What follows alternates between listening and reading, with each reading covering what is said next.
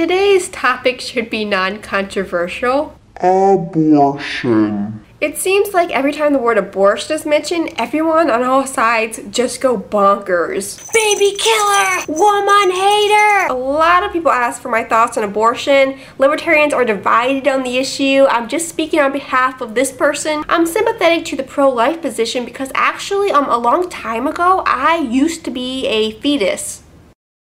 I thankfully survived unlike 1.2 million unborn babies every year. It's perfectly consistent to be a libertarian that believes in freedom and liberty and be pro-life. Libertarians are against aggression, simply don't hurt other people. I shouldn't have the liberty to walk down the street and punch everybody in the face, even if I want to, because that violates somebody's liberty not to be punched in the face. Pro-choice people will say, women have a right to have an abortion. How dare you criticize their decision to abort? Well, that's easy for you to say because you weren't aborted. Ever notice that unaborted people are the only people with opinions on abortion? It would be all fine and dandy, except abortion affects more than just one person. It affects at least 2 lives.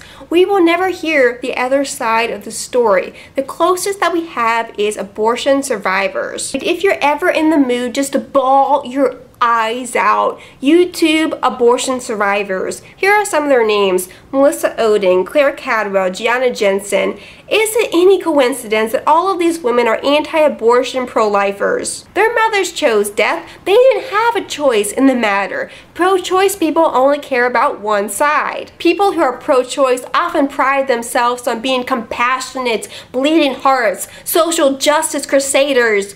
You gotta be kidding me. Sorry to be graphic, but sucking out the brains of a child, tearing its body into pieces, and tossing it away like it's a piece of trash is not something bleeding hearts should defend. Or they go up to an abortion survivor and say, your mother chose abortion, her body, her choice, you shouldn't be alive. They claim to care about women and minorities, who, by the way, are the most likely to get aborted. So if you're an unborn female or minority, do not expect the social justice crusaders to come to your defense. Abortion is a social problem, and you're never going to hear me say, there is this social problem, so therefore we need more government to fix it. Abortion is a supply and demand issue. There's a high demand for abortion, unfortunately, and a lot in the pro-life crowd want to reduce the number of legal suppliers of abortion through restrictions and bans. But we have to ask ourselves, will that actually reduce the number of abortion suppliers, or will the black market swoop in and provide illegal abortions? Government banning anything, whether it be guns, drugs, abortions, will not get rid of these things.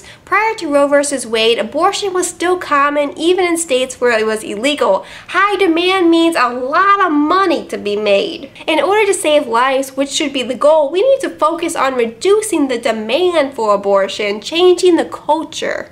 Educate especially young people to make smart decisions, make birth control more accessible, promote alternatives like adoption. Show teenagers the movie Juno. Adoption isn't like the musical Annie anymore. You can find people to adopt your child online. Our society lacks a respect for human life. Let's change that. Without life, there is no liberty.